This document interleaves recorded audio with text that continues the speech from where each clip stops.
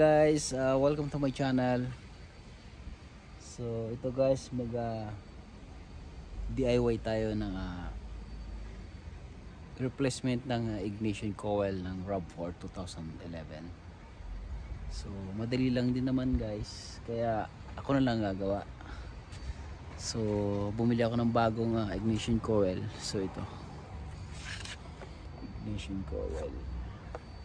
So kaya ako papalitan guys kasi nag-check engine siya. Ano, pang replace. So madali lang guys. Ito, so buksan lang natin to. Ito.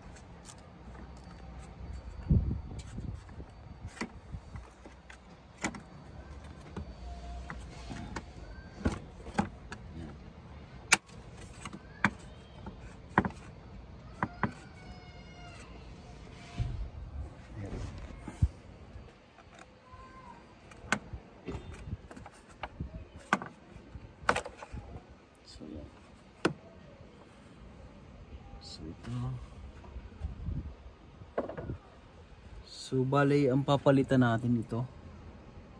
So ito bago rin ito, papalit ko lang. So ito naman number 1 ang papalitan natin. So medyo marumi na kasi. So yun guys.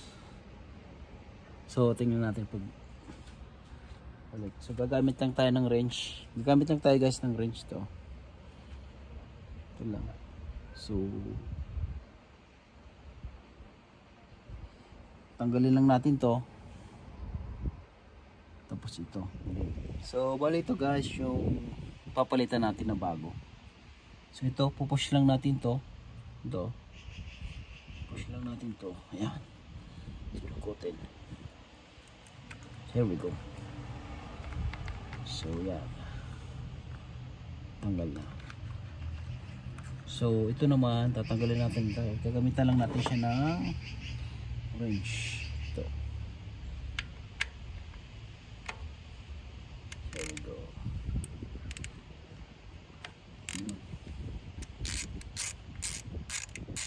So madali lang.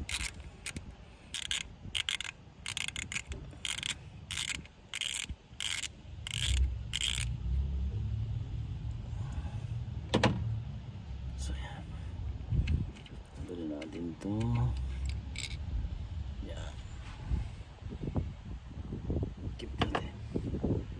So ito na guys.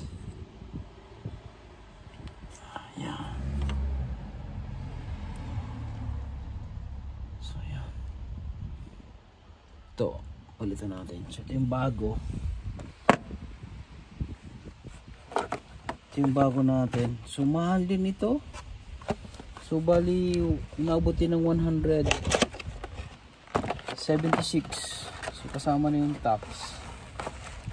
Kaya kung bibili pa tayo, papagawa po. Ito guys yung bago.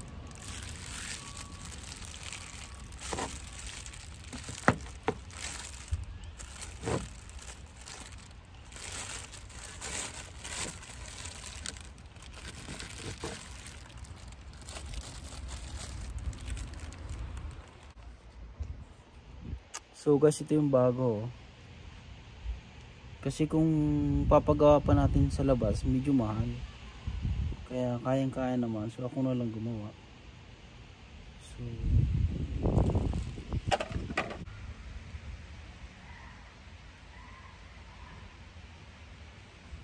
yun. Tingnan natin. Sana kumana. So ito guys. So ito guys. So natin.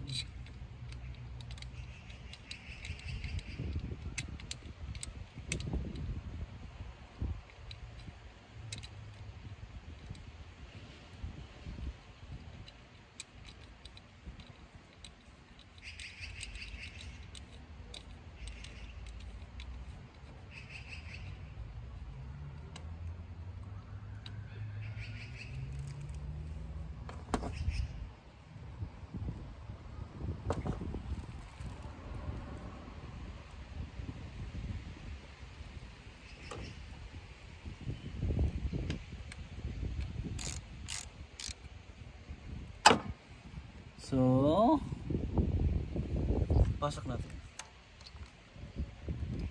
So dito. There we go.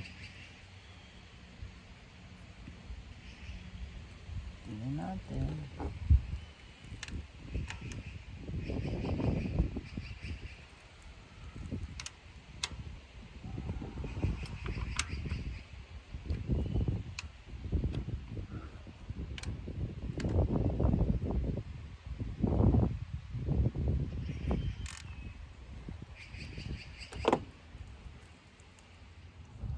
So ayan na guys, tapos na, easy lang, dali lang, ito lang oh.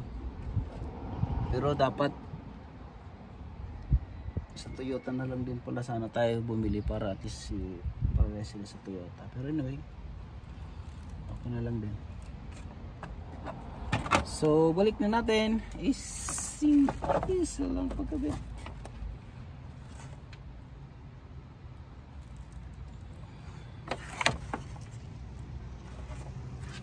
Yan lang.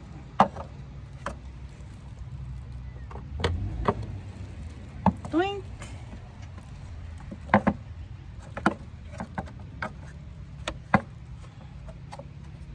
So, yan na guys. Tapos na. Thank you for watching.